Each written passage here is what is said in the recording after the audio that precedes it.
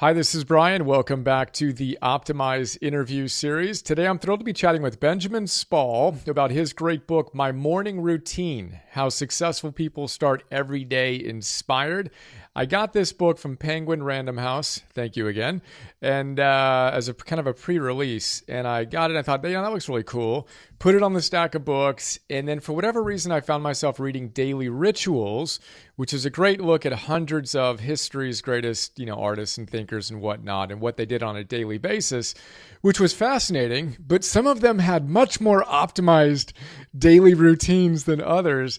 So I thought, I read that book, did a note and all that, and then I read this one right afterwards, and I loved it because it was a nice complement and kind of an extension to the importance of rituals done right. So anyway, that's the long prelude. Benjamin and his co-author Michael Xander have had a popular site and interview series with some of the most successful people out there, talking to them about their morning routines. This book is essentially a distillation of the best stuff they've learned. I think they describe it as part kind of instructional manual and part diaries, insights into other people's thought process about their own rituals. Benjamin, thanks for the great book and thanks for taking the time. Yeah, thanks for having me, Brian. All right, man. Well, I like to start at the top. My morning routine. Why are morning routines important?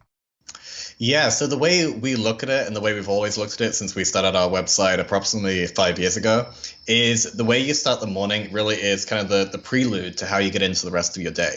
And this is true for most of us. Like some people say they're morning people, some people are more like kind of evening, night owls. But really, the way you start the day, it depends on what the rest of your day is going to be like. So if you have kind of a morning routine in which you're getting up, you're kind of working out, you're maybe working on a side project, you're meditating, you're kind of just looking after your body and mind, you're going to have a great day. But if you have a morning routine where you get up, you're checking Twitter, you're checking Instagram, you're kind of just getting all these inputs that are just going to kind of make you feel stressed out and like not looking forward to the day ahead, your day is going to go that way.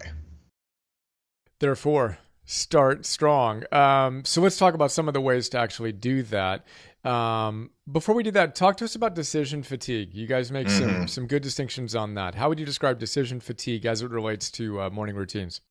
Yeah, so decision fatigue is interesting in that it's kind of it's two things. It's first of all, it's the problem where you cannot make a decision, so you're really stuck between like two or three different items, or it's when you make a bad decision even though you should be doing something else. And this typically happens when our kind of brain is clogged, we've had a long day, we've just got all these different decisions to make.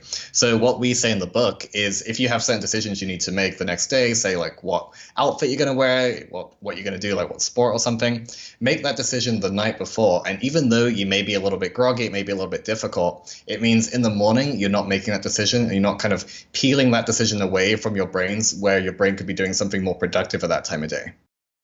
And the science shows that that's a real thing, that you actually quickly fall into a level of decision fatigue, right? So then you want to routinize, what you're doing, making those decisions that you talk about.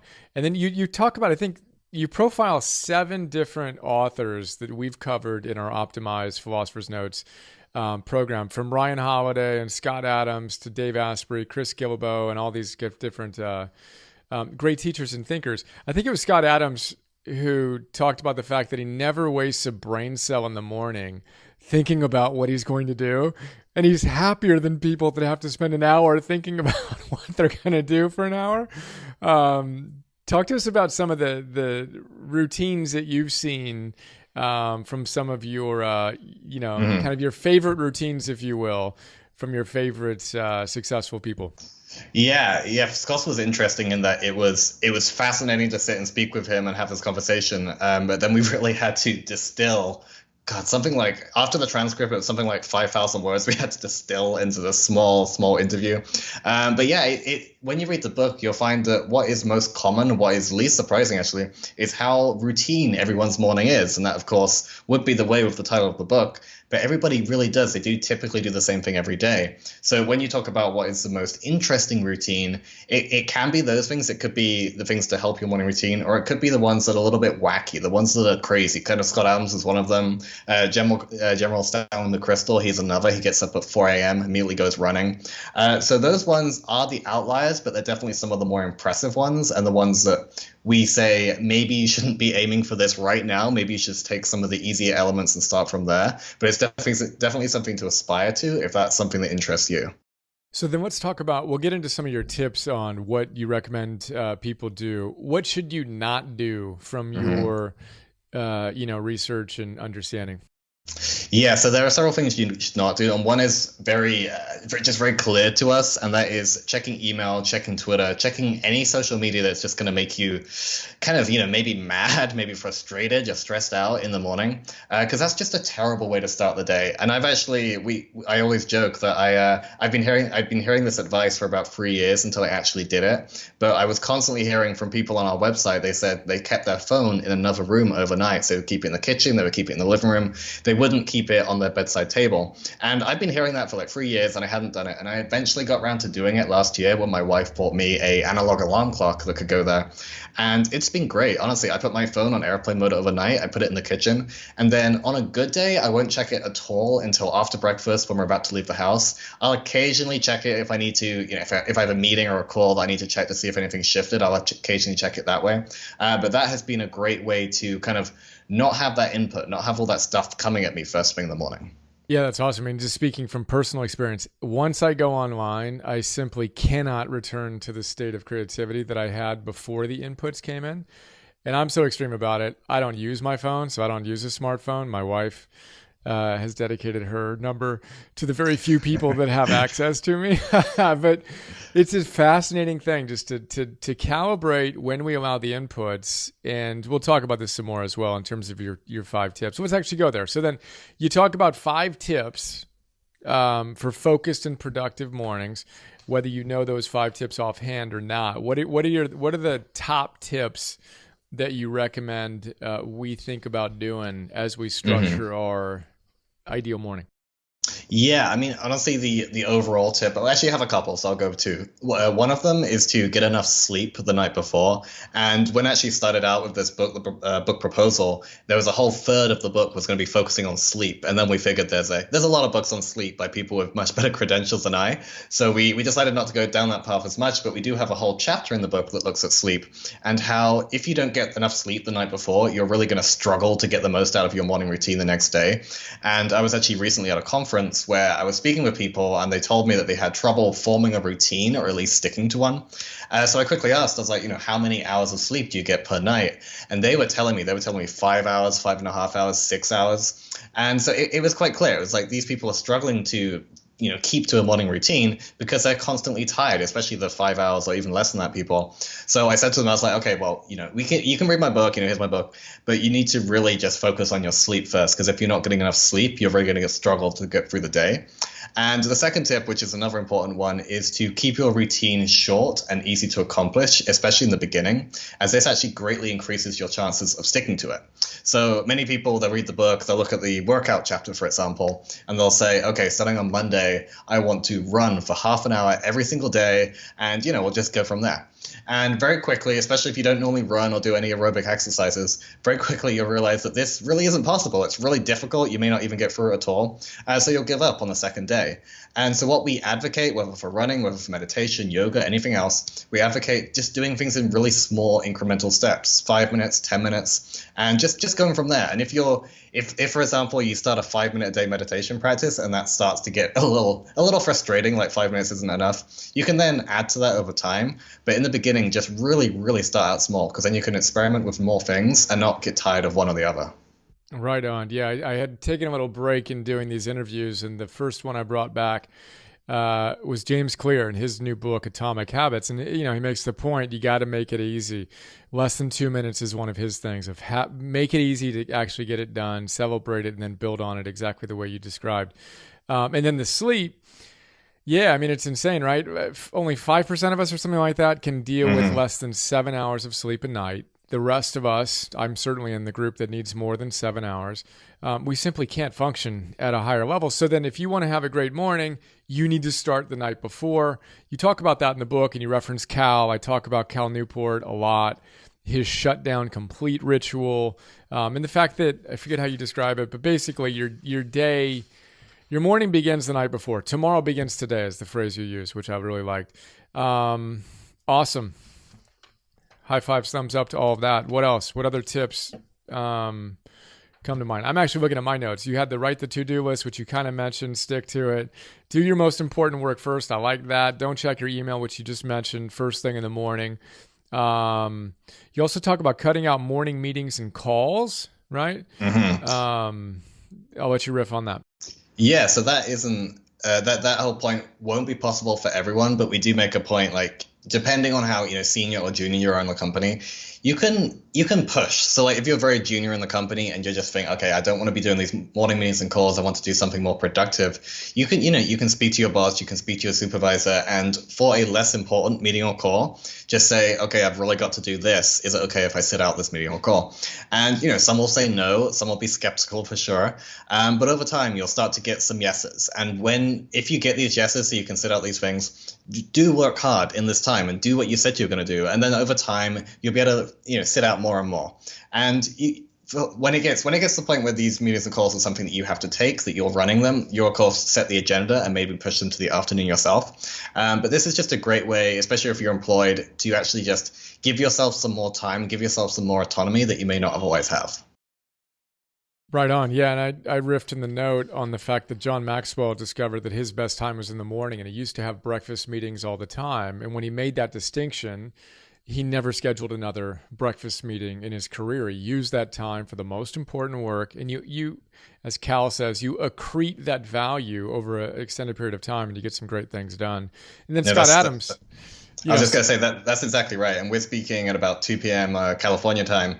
And this is typically, I think this is the time you chose, but this is actually when I tend to do my interviews, because if I do them at 9, at 10, I really struggle to get anything done the rest of the day. That time is taken from me. So if I could do interviews later on in the day, it's a great way to do them, but while also not taking up my most creative block in the morning. Yeah, that's exactly it. So then just to riff on that for a moment, Scott Adams, I was going to say, his whole thing is match your best energy to the most important work. And this is important to me, but I can do this with different energy than I need to do my writing and the teaching that I did, the filming of some PNTVs, et cetera. So, I never schedule anything until I've hammered my 4 hours of deep work. So there's no inputs coming into my life until I've done several hours of deep work. So yeah, that's a very deliberate design, and I'm glad that our schedules overlapped in a complementary and supportive way. Right on. You talk about Ruth Ozeki. Is that how you say her name? Yes, I believe so. Yes. So, do you remember her story? The novelist and filmmaker Zen Yes. Buddhist priest? Exactly. So she has kind of 3 morning routines that she told us all of them, and one of them she's a novelist. One of them is she is a filmmaker, and the last, which is potentially most interesting, is she is a Zen Buddhist priest.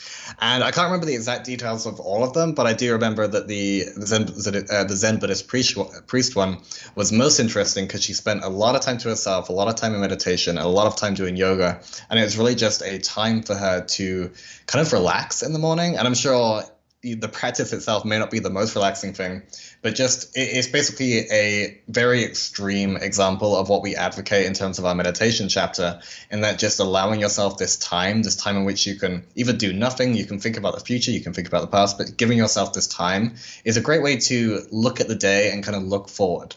And many of us, even like the whole, you mentioned James Clear with his 2 minutes example, whether it's 2 minutes or 5 minutes, just giving yourself an incredibly small amount of time that you definitely can find is a great way to start your day. Right on. Well, what have we not talked about that you want to make sure we discuss? Okay, so one important thing that came up time and time again, and because of this, we actually gave it its own chapter in the book, is the idea of giving yourself time for self-care in the morning. And many of us, particularly men, sometimes we just think we don't need this time. We don't need this time to sit back, relax, and really just be one with ourselves. But it came up time and time again that when you give yourself me time in the morning, this is a great way of just taking care of yourself, taking care of your family, and just looking forward to the day ahead.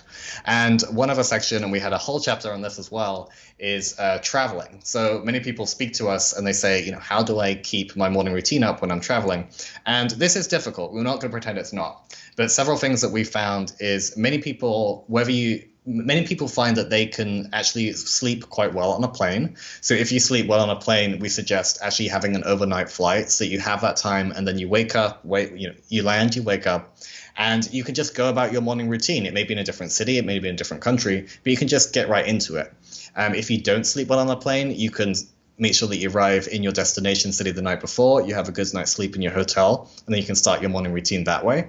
But I think it was Dave Asprey who created Bulletproof Coffee. He made this great point that when we travel, we're already kind of stressing our body. We've got all these stresses from travel. So don't beat yourself up too much if you don't follow your routine during this time. Just do what you need to do and then get back to it. Did you guys share the ping pong robot story with Dave Asprey? Was that? I can't remember if it made it into the book, but if that's, I'm not sure if I got it from Headstrong or your book, but Dave Asprey, for those who don't know, we profiled the Bulletproof Diet and Headstrong. The guy wants to live to 180 years old.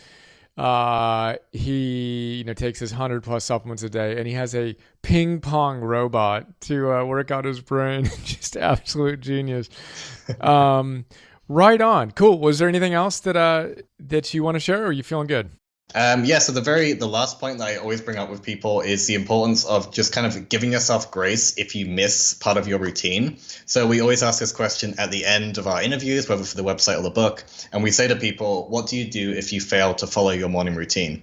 And almost without exception, sometimes people say they kind of fall apart, but almost without exception, people say, they just look at it and then they're like, okay, I'll get back to that tomorrow.